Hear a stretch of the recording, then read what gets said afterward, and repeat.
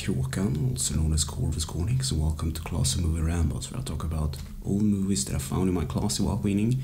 This week's movie is The Great Dictator. It's a black and white comedy starring Charlie Chaplin. It was made in the 1940s, and it's about 2 hours long. And the movie starts with the First World War, and Charlie's character is on this big gun, and it's a lot of physical comedy, and one of the shells just drop out of the cannon, and it's like a defective shell, and it explodes. And then there's like an air raid, and Charlie mans like a turret, and of course he can't control the thing. He's a really bad soldier, and it's part of the physical comedy act. So he almost gets himself blown up later by a grenade, and he goes into like a fog because there's a lot of smoke, because it's a battlefield, and he runs into the enemy, and there's this gag where he loses him in the fog, and he actually finds a pilot called Schultz, and I think he's like a mole, like an undercover guy with some important information, so he needs to fly to a certain place, but he can't do it because it's hurt. So Charlie's character is forced to fly the plane, and of course there's a lot of more physical comedy going on, and they crash the plane because it runs out of fuel, and then they basically lose the war. So now the war is over and the Great Depression starts. So now cutting to another of Charlie's character. He's supposed to be like Hitler, but he's called Hinkle. And it's a lot of pun on names, because all these bad guys' names are from high up Nazi leaders and generals. So I don't know, I like wordplays. So Hinkle has this speech in mock-up German, because I don't think that Charlie knows any German. So Hinkle says basically, "De gestraffen und Wiener Schnitzel," or something like that. And it's the punishment by Wiener Schnitzel. And I thought it's like, why, you don't even know.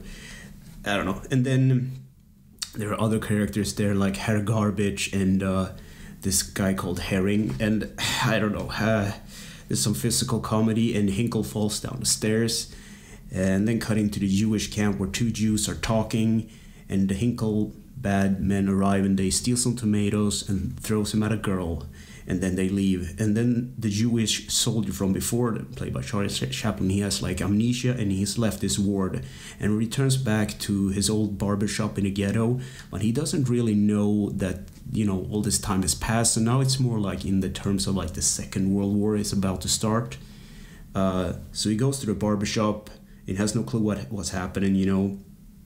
And then Hinkle's men goes into the ghetto and paints his window. They basically paint like Jew in the front of his shop, like, and he doesn't know why. So there's like a big fight between them, like a lot of physical comedy. And then there's a girl there from before that got vegetables thrown at her. She helps him hide. And then he gets captured and is about to be hanged from like a lamppost. And it's really dark. But then a higher up arrives in the little ghetto, and it's Schultz. So, you know, he basically stopped this from happening. He gets some immunity because Schultz know him. Yeah, something like that. And then cutting to Hinkle again, and in his office, and it's like a lot of physical comedy. But some of his scientists and inventors has been working on some new gadgets that will help them, you know, progress in the war. So there's like a guy that has a bulletproof vest, and then Hinkle just shoots him, and it's not bulletproof at all. And then there's a funny scene. He just goes up to a piano and plays it really well, and then he just leaves, and he goes to talk to his secretary, and he makes a move on her, but then he just lets her go, and he goes to this other inventor. He is on a really tight schedule, basically. So go to talk to this inventor about a parachute, and the guy jumps off the roof or through a window, and it doesn't deploy, so he dies. And then Hinkle calls for Herr Garbage once more to talk about something. So then the Jewish barber goes back to doing what he did before the war. He does Hannah's hair, the girl that got the veggies on her. And because he works as a barber, he mainly shaves men. He puts on some shaving gel on her face, and then they realize what's happening. They laugh about it. So later she is supposed to go out to take some, you know, to get some groceries or whatever. And she runs into Hinkle's men, but they're nice for once, because there's like a truce now, because it's basically a little trick that he does.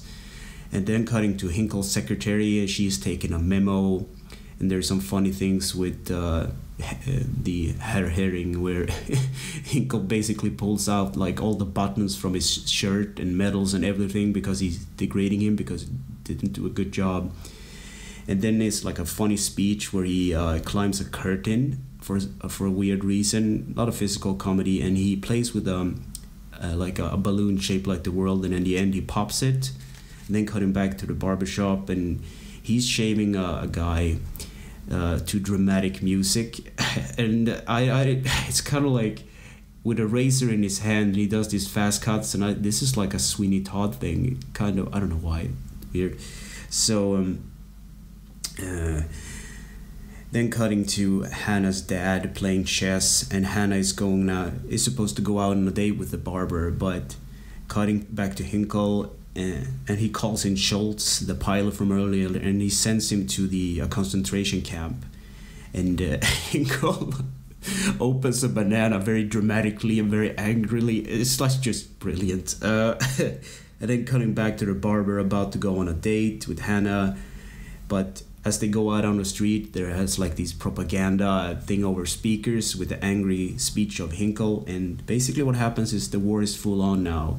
So the bad guys basically arrives, and they start to destroy the ghetto, and they hide inside the barbershop because he's still protected by the order that Schultz gave for a reason. They think it's like there's like a, you know, what do you say, like a little technical detail.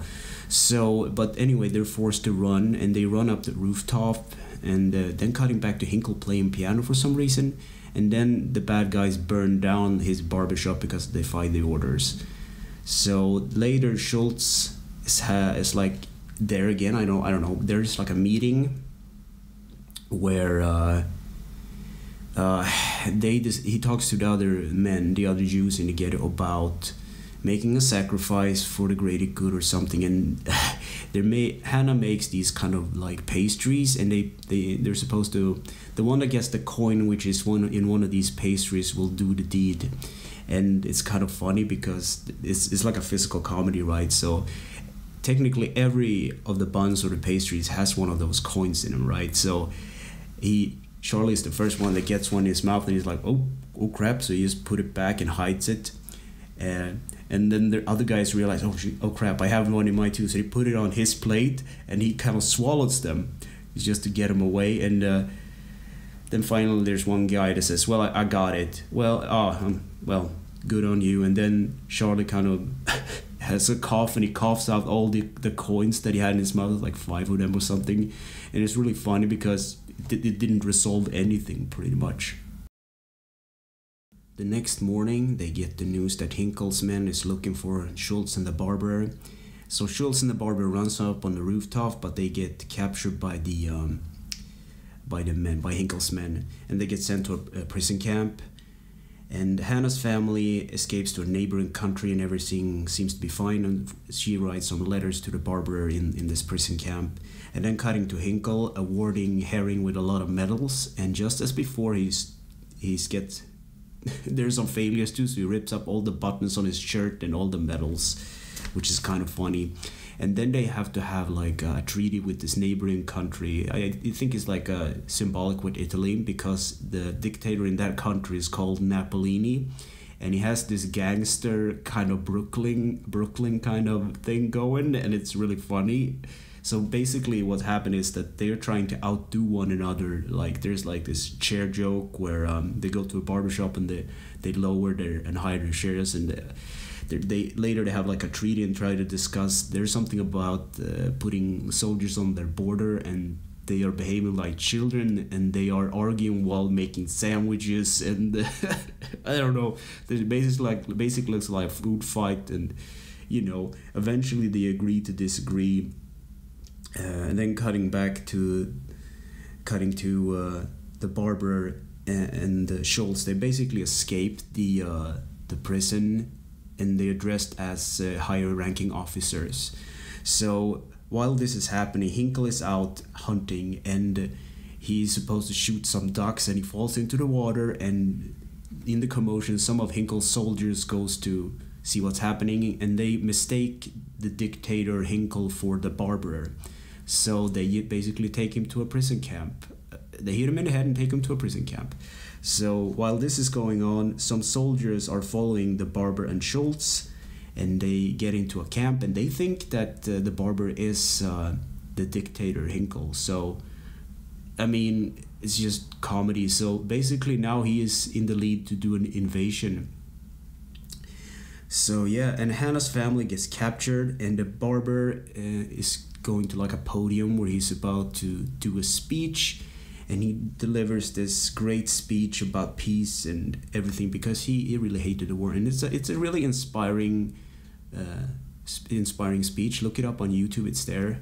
Really awesome. And then cutting to Hannah looking into like the sunset, and that's pretty much the end of the movie.